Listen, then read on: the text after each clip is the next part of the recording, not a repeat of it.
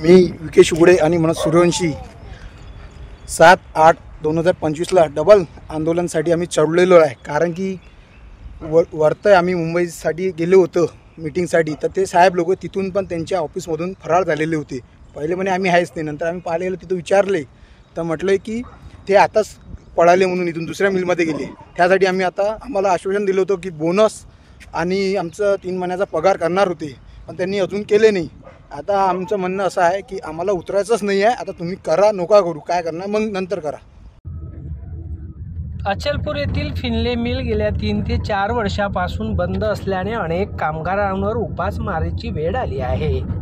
कामगारांनी त्रस्त होऊन आत्महत्या केल्या आहेत। अशा परिस्थितीतही NTC प्रशासन कुठलीच कारवाई करत नसल्याने फिनले मिल कामगार मनोज रामसिंग सूर्यवंशी व विकेश नरेश उघडे या दोघांनी चिमणीवर चढत थकीत वेतन व बोनस देण्यासोबतचे फिनले मिल चालू करण्यासाठी आंदोलन केले होते।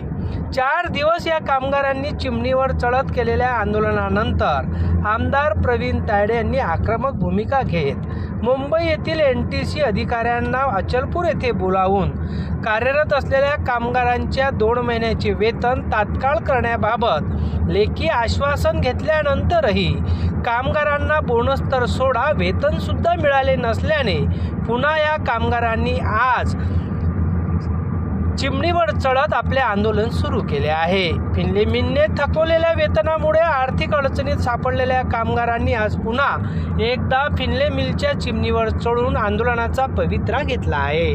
सानू खान सह जितेंद्र रोडे, अध्ययन समाचार लाईव्ह, परतवाडा।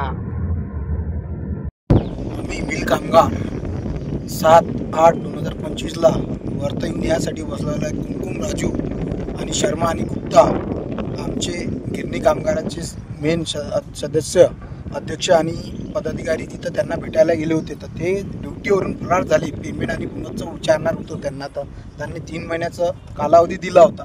3 महिन्याच्या कालावधीत त्यांनी गेम केला आमच्यासोबत, आम्हाला उतरून टाकलं होतं डबल। आता आमचं म्हणणं आहे की आम्हाला उतरायचंच नाही आहे, तुम्ही आता पहिले पैसा द्या, अकाउंटला करा, मग उतरणार, नाही तर नाही उतरणार आणि जीव गेला तरी चाललं। आणि मोदी सरकार काय करून राहिली हे तिला कळून नाही राहिलं की कुठं काय करून राहिलं काय नाही। बाहेर देशात घुमल्यानं देशाची गरिबी दूर नाही होत असते, आणि गरिबावर GST लावून कधी अमीर लोक गरीब होत नसते।